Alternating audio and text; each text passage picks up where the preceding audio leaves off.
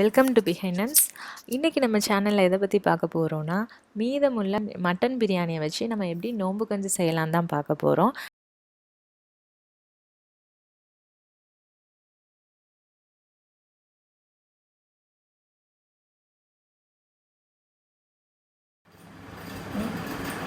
நம்ம பச்சரிசியில் கூட நோம்பு கஞ்சி செய்யலாம்.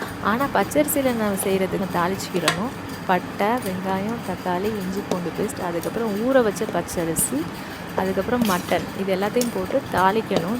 இது வந்து நம்ம பிரியாணியில் செய்கிறதுனால இதுக்கு தாளிக்க தேவையில்லை. மட்டன் பிரியாணியோட ஊற வச்ச பாசிப்பருப்பை சேர்த்துக்கோங்க. 50 கிராம் பாசிப்பருப்பை சேர்த்துட்டு ஊற வச்ச வெந்தயம் 1 டேபிள் ஸ்பூன் சேர்த்துக்கோங்க. இது எல்லாத்தையும் நல்லா மிக்ஸ் பண்ணி விட்டுட்டு ஒரு 3 கிளாஸ் தண்ணி ஊற்றிக்கோங்க. இதுக்கு அளவுலாம் கிடையாது. இது வந்து பிரியாணி நல்லா குழஞ்சி வரணும். அது வரைக்கும் நீங்கள் வந்து நல்லா வேக விட்டுக்கோங்க. இது அளவு தண்ணியாக அப்படிலாம் கிடையாது. ஒரு 7 விசில் வர வரைக்கும் வேக விட்டுக்கோங்க.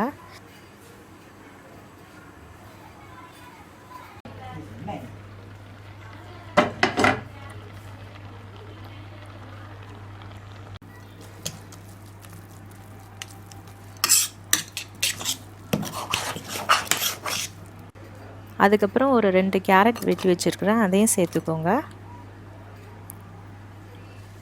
அதோட ஒரு 5 பீன்ஸையும் சேர்த்துக்கோங்க.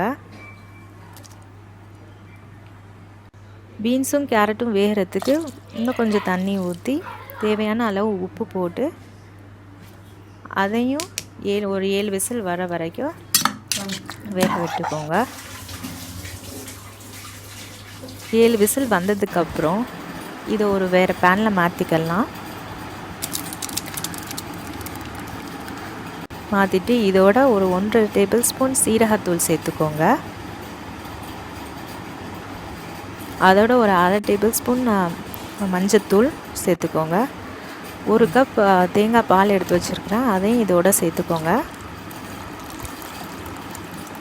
அதுக்கப்புறம் கொஞ்சோண்டு முருங்கைக்கீரை எடுத்து வச்சுருக்கிறேன், அதையும் சேர்த்துக்கோங்க.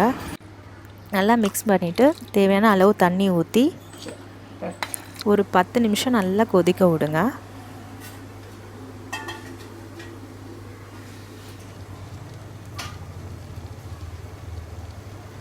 பத்து நிமிஷம் கொதித்ததுக்கப்புறம் நம்மளோட ரமதான் ஸ்பெஷல் நோன்பு கஞ்சி ரெடி ஆயிடுச்சு.